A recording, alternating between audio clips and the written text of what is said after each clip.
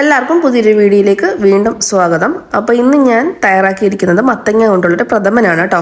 അപ്പോൾ പെട്ടെന്ന് നമുക്ക് ഗസ്റ്റ് ഒക്കെ കയറി വരുവാണെങ്കിൽ എളുപ്പത്തിൽ തയ്യാറാക്കി എടുക്കാൻ പറ്റുന്നതാണ് ഈ മത്തങ്ങ പായസം. അധികം ചേരുവകളൊന്നും ഇല്ലാതെ വളരെ എളുപ്പത്തിലും അതേപോലെ നല്ല ടേസ്റ്റോടും കൂടി തയ്യാറാക്കി കൊടുക്കാൻ പറ്റും. അപ്പോൾ നമുക്കിത് എങ്ങനെ തയ്യാറാക്കാമെന്ന് നോക്കാം. അപ്പോൾ ആരെങ്കിലും സബ്സ്ക്രൈബ് ചെയ്യാതെ കാണുന്നുണ്ടെങ്കിൽ ഒന്ന് സബ്സ്ക്രൈബ് ചെയ്ത് സപ്പോർട്ട് ചെയ്യണേ. അതേപോലെ വീഡിയോ ഇഷ്ടപ്പെട്ടാൽ ഒന്ന് ലൈക്ക് ചെയ്യാനും മറന്നു പോരുത് കേട്ടോ. അപ്പോൾ പ്രഥമൻ തയ്യാറാക്കാൻ വേണ്ടി ഞാനിവിടെ ഒരു പീസ് മത്തങ്ങ എടുത്ത് വെച്ചിട്ടുണ്ട്. ഇത് ചെത്തി തന്നെ വൃത്തിയാക്കിയിട്ട് നമുക്കിത് ചെറിയ കഷ്ണങ്ങളാക്കി അരിഞ്ഞെടുക്കാം. പിന്നെ ഇതിലേക്ക് നമുക്ക് ആവശ്യമായിട്ടുള്ള സാധനം പരിപ്പാണ്. തുവരപ്പരിപ്പാണ് ഞാൻ എടുത്തേക്കുന്നത്. തുവരപ്പരിപ്പോ കടലപ്പരിപ്പോ അല്ലെങ്കിൽ ഏത് പരിപ്പ് വേണമെങ്കിലും എടുക്കാം കേട്ടോ. അത് ഞാൻ ഒരു കൈപ്പിടി അളവിലെടുത്തിട്ടുണ്ട്. ഇത് നമുക്ക് കുക്കറിലിട്ട് നന്നായിട്ടൊന്ന് വേവിച്ചെടുക്കാം കേട്ടോ. അപ്പം ഇതൊന്ന് വറുത്തെടുക്കുന്നതായിരിക്കും കൂടുതൽ നല്ലത്. വറുത്ത് ഇതേപോലെ വേവിക്കുവാണെങ്കിൽ അത് തരിതരാന്ന് കിടക്കും. ഞാനിപ്പോൾ വറക്കാൻ പോയില്ല, അതുകൊണ്ട് നന്നായിട്ട് ഇത് വെന്ത് പോയി. അപ്പം ഒന്ന് വറുത്തിട്ട് നമുക്ക് വേവിക്കുവാണെങ്കിൽ അത് ആ പരിപ്പ് ഒരു തരിതരാന്ന് നമുക്ക് കിടക്കും. കടിക്കാൻ നല്ല ടേസ്റ്റ് ആയിരിക്കും.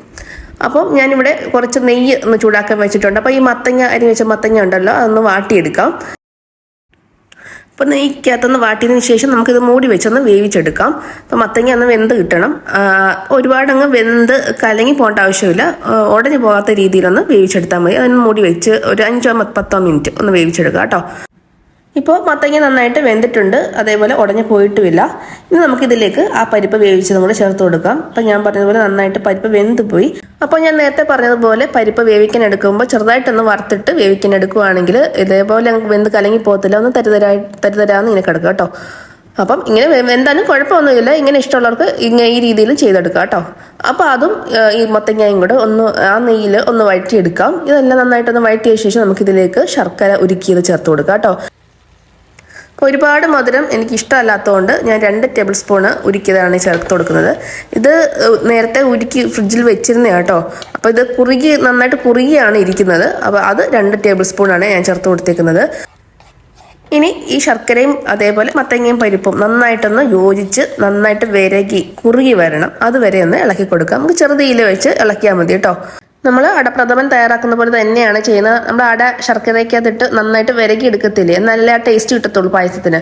അതേപോലെ നമുക്ക് ഈ മത്തങ്ങയും പരിപ്പും കൂടി നമുക്ക് ഇതേപോലെ ശർക്കരയ്ക്കകത്ത് നന്നായിട്ട് വിരകിയെടുക്കാം.